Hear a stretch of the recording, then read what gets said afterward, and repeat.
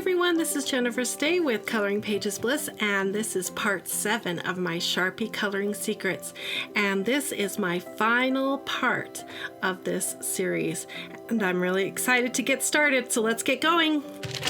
Okay, as you can tell by the title, we are going to do a little painting with our Sharpies. Now recently I was watching one of my favorite YouTube artists, and her name is Baylee Jae. Now I'm going to put a link to her video in the description of this video so that you can go watch the video I saw where she was using this idea. And it got me so excited because I knew that we could transfer this idea into our coloring pages. Okay, there's lots of ways that we're going to be able to apply this painting technique, but we're going to start out here. Now I have a little plate, so what we're going to need is a non-porous surface, and that's what this little ceramic plate is giving me. But you don't have to use a plate.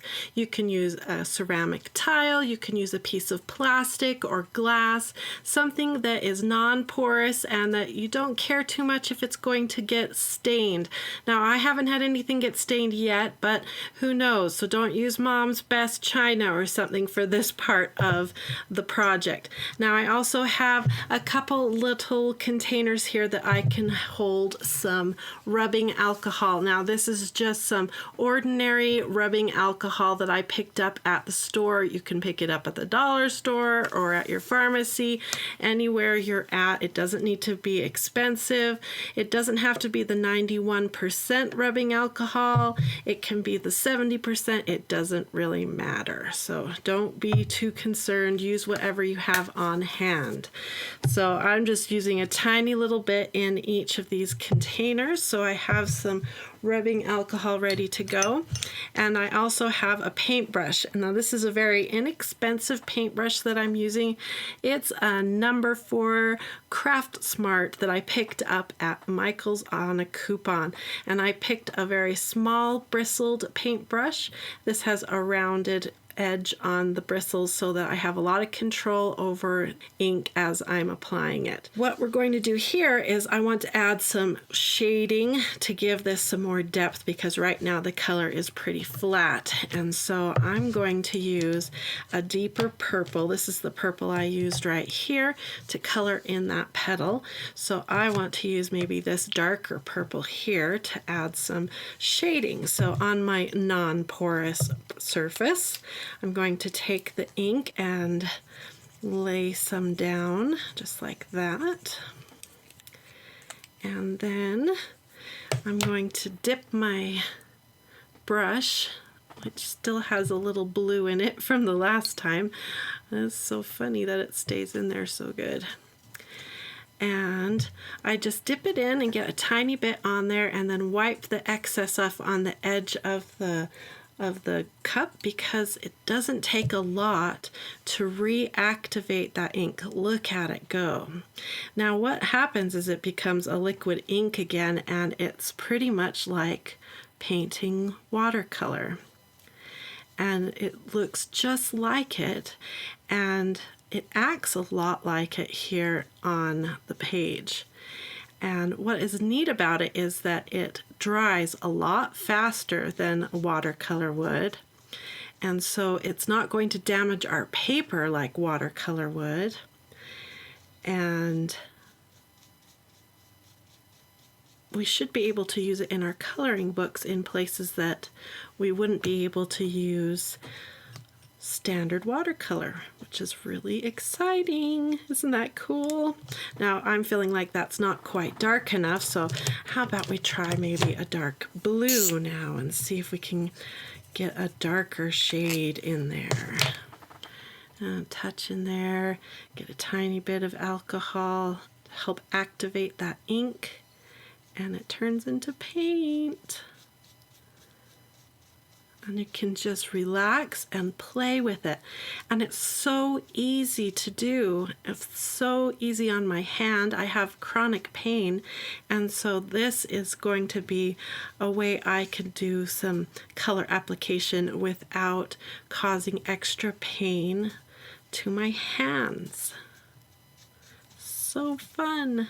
Let's try another color combination here with this yellow that I have, I'm going to clean off my brush a little bit and dip into this clean alcohol.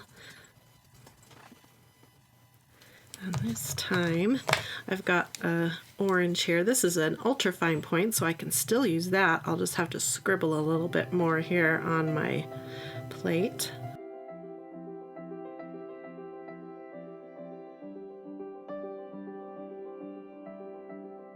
So fun.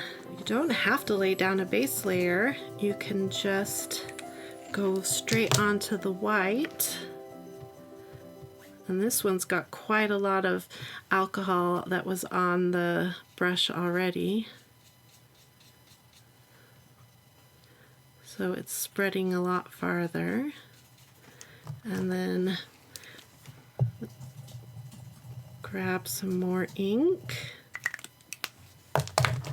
A little bit of alcohol. So we can deepen it up and get darker tones down at the bottom, lighter tones at the top. Really cool. And it dries really fast, and when you drag your finger across it, there's just a little bit of warping like you would imagine with a wet media, but the texture of the paper isn't affected like it would be if we were using water. There's no pilling of the paper or ruining that surface of the paper. It's really cool. Now let me show you something else cool. Let's say we had a pink that we were working with. Well, that's just, let's say this was the only pink we had, but we were feeling like, wow, that's just way too light. It's not going to show up the way we wanted to. You could grab a red. I hope this red has some ink in it. Oh, good, it does. And you can actually mix your own new colors. So you're not limited by what colors of Sharpies you have anymore. You can mix. You could do a blue and a green together and come up with a new bluish green color. You aren't limited anymore.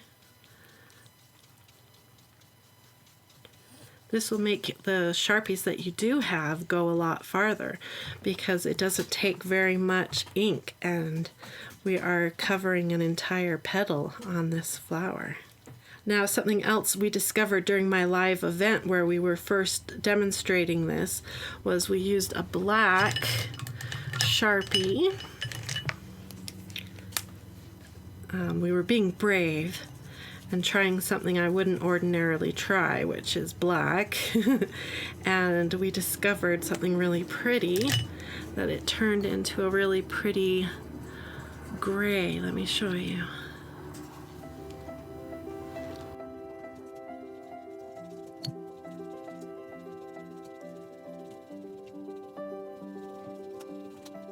So pretty. So I think with this new technique, we are just starting to figure out some ways that we can apply it. And so I'm really excited to see what everyone does with painting with Sharpies.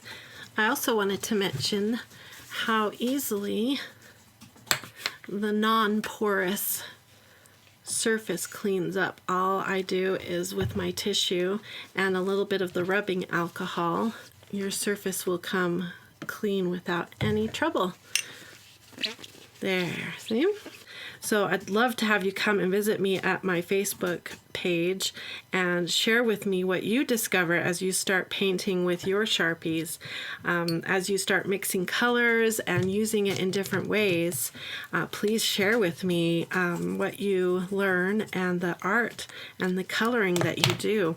I have all kinds of free coloring pages on my website that you can come and download and practice these methods with. So please visit my website, coloringpagesbliss.com. I also have all kinds of other tutorials here on my YouTube channel, and you can come and learn a lot of different kinds of coloring techniques with other media, not just Sharpies, color pencils, pastels, all kinds of media. I really appreciate you spending some time with me. This has been a lot of fun to share all these Sharpie techniques. There are a lot more things we can learn about Sharpies, and this is just the beginning. If you found this video useful and you enjoyed it, please hit like and share it with a friend. And I hope you have a wonderful time learning and practicing these Sharpie techniques. Thanks for watching the series with me, and I hope you have a wonderful, colorful, and Sharpie-filled day. Bye-bye.